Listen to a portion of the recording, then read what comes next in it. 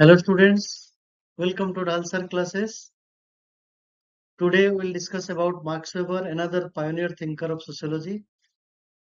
आज हम लोग मार्क्स वेबर और मार्क्स वेबर के दिया हुआ कुछ कंसेप्ट को डिस्कस करेंगे and we'll continue for another 2-3 lectures. Max Weber. Max Weber, we know that he is a German sociologist और इनकी सारी आइडियाज जो इम्पोर्टेंट है वो ब्यूरोक्रेसी भी है, प्रोटेस्टेंट एथिक्स भी है, कैपिटलिज्म भी है और इनकी जो भी उनकी बैकग्राउंड है वो बैकग्राउंड में सबसे इम्पोर्टेंट है that he has given the idea that how the sociology can be A special discipline and जब हम फॉर्मल स्कूल या सिंथेटिक स्कूल की बात करते हैं that sociology is not about any सब साइंस और secondary science rather a pure discipline and which is a relationship with a larger aspect of the society. दोनों फॉर्मल स्कूल सिंथेटिक स्कूल को marks weber importance इसलिए दिया गया that how he wanted to make sociology as a major and important discipline. और इस discipline को इन्होंने rationalise किया है, इंटरप्रेट भी किया है और साइंटिफिक तरीके से अपने बात रखा है। और ये जब कहते हैं ideology that how ideas are important to understand the social structure and to create also social structure. तो जो हमारे विचार हैं वो विचार हमारे सोशल स्ट्रक्चर को बनाता है और सोसाइटी को समझने में आसान होता है और उसी प्रोसेस में उन्होंने आइडियल अप्रोच दिया है सोशियोलॉजी को समझने के लिए, सोसाइटी को जानने के लिए। फिर जब हार्मोनेटिक्स की बात करते हैं he talks about the interpretative tradition and subjectivity. जब वो इंटरप्रिटेटिव ट्रेडिशन में society, social action, social behaviour को बात करते हैं that gives that how the subjectivity became an important aspect to understand the society and social action of any individual. तो हार्मोनेटिक्स को जब हम डिटेल डिस्कस करेंगे that how the interpretative tradition started from the idea of Max Weber.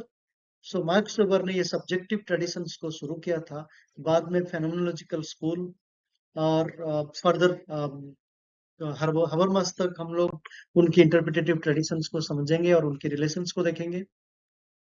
इनके जितने भी important works है या बुक्स है वो जानना जरूरी है। Economy and society, one of the best contribution by Max weber.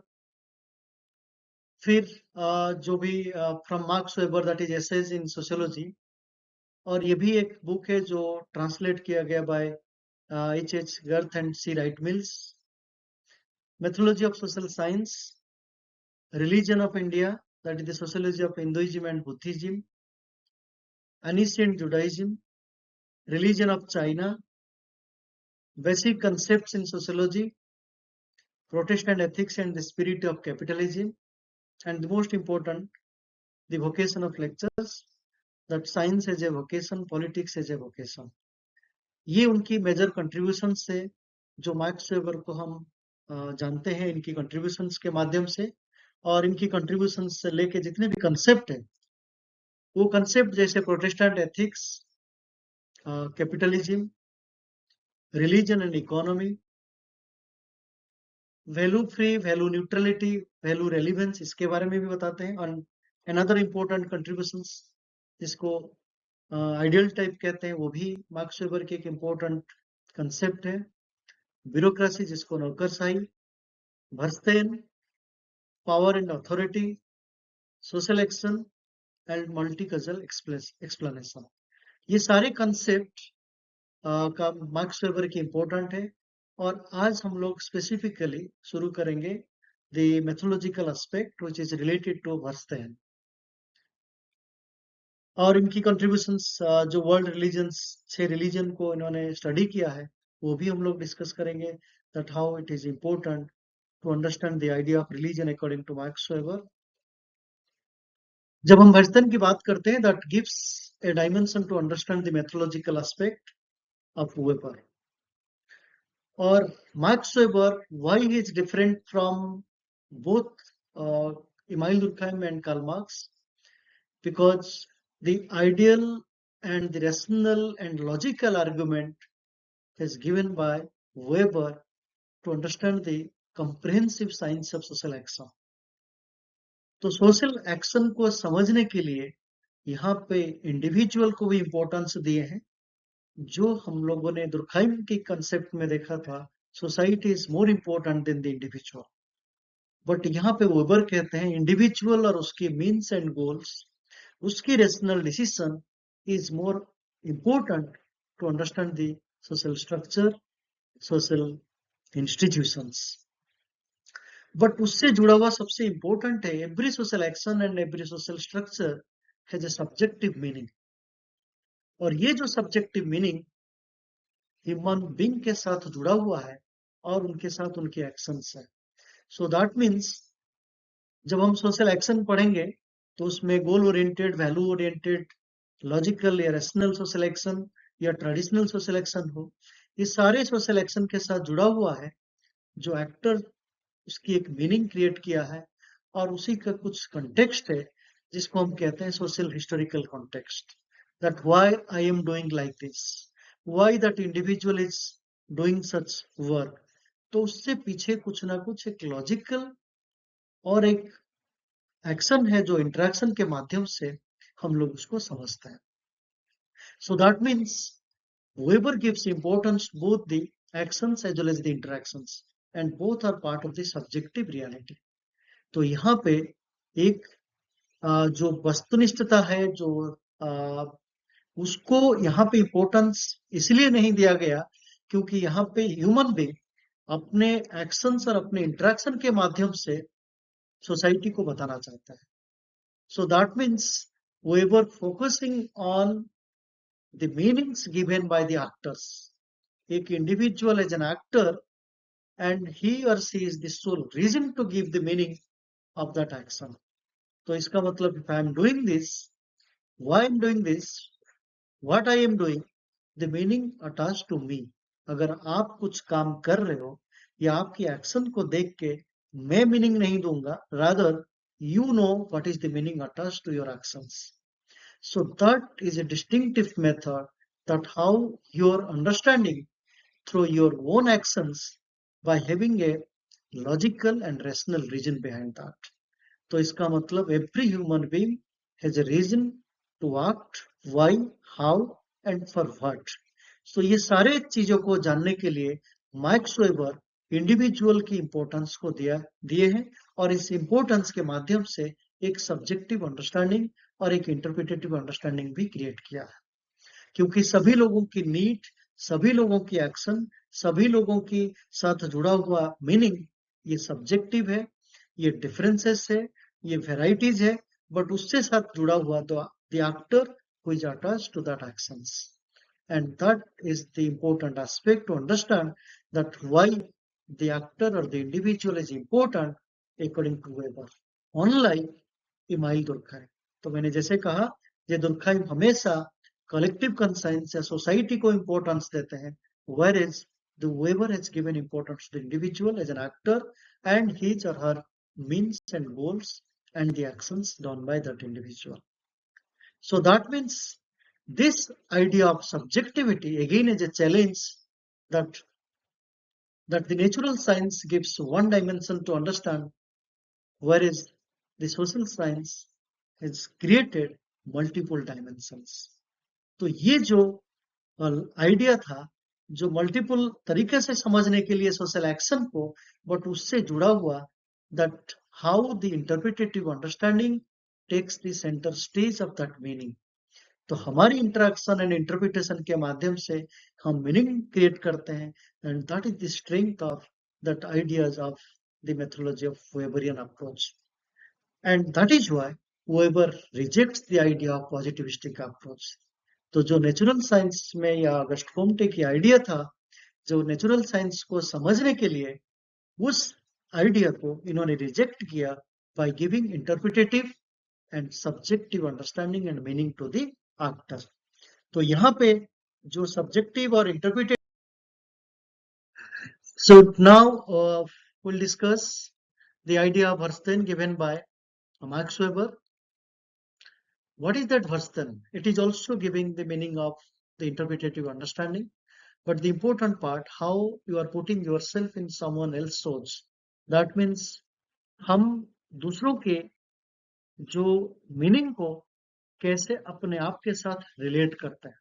Putting yourself in someone else's shoes, that Weaver points out that how the natural phenomena is looked at from the outside and how the sociologists understand the society from the internal understanding as an insider.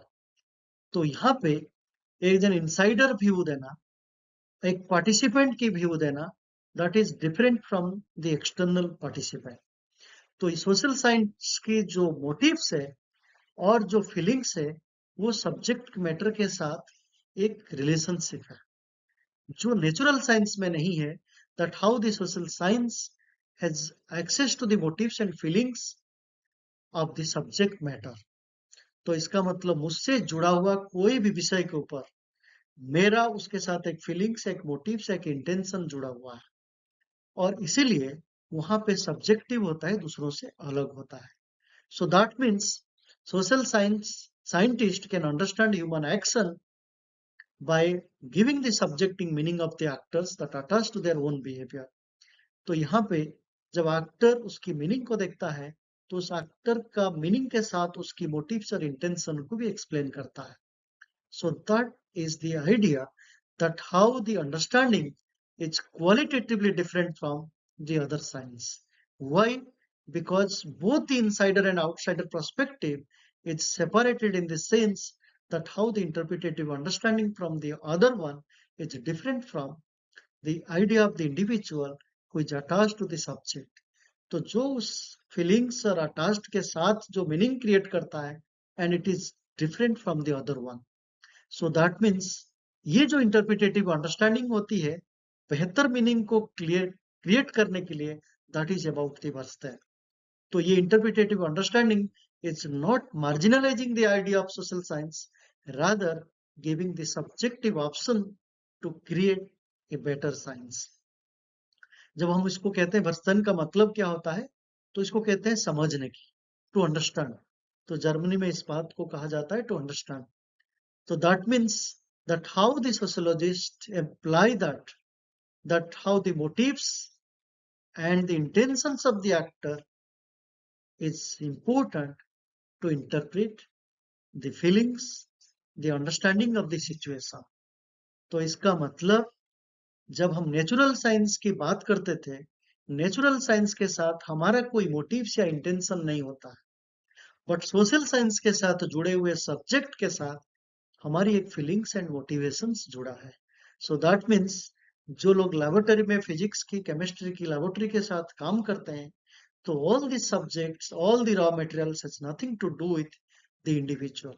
But अब जब समाज में family, marriage, kinship, religion, caste, anything, when we do accordingly, so that has a relationship with the feelings and emotions.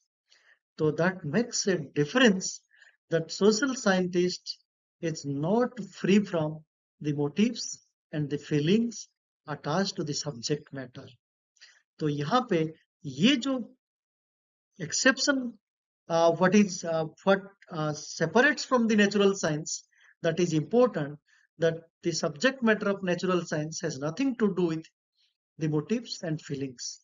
But यहाँ पे social science में और especially in sociology, whatever we interpret, it has a relationship with the motives and intentions, and that is the way to create the meaning of the subject. तो यहाँ पे Varstan is not simply an interpretative understanding, but it gives the strength that how the subjective meaning has been created with respect to the motives of the actors or the intentions of the actors or the means and goals attached to the actors. तो ये बहुत सारे subjective conditions को create करता है और उसी से हम लोग मीनिंग को डेवलप किए हैं, which is different from the natural science. So natural science के साथ मीनिंग को हम अपने मोटिव्स या इंटेंशन से नहीं जोड़ सकते हैं, whereas the sociologist or the social scientist has a relationship with social reality, social structure and social institutions, and that is developed through our interpretative understanding and subjective meaning created by our everyday life. तो हमारी सारी social action, social understanding has a relationship with our interpretation and the meaning created by the actor, and the actor has certain motives and intentions for every actor. तो आज हम लोग verse 10 को discuss किए. Next lecture फिर हम marks weber की ideal type, bureaucracy, Protestant ethics and spirit of capitalism, ये सारी चीज डिस्कस करेंगे. तो अगर इससे जुड़े हुए वर्सन से जुड़े हुए कोई भी कमेंट्स या डाउट्स है, यू कैन टेक्स्ट मी और यू कैन सजेस्ट मी और you can write your question in the text box. Thank you so much. Thank you for watching Dhalsar classes.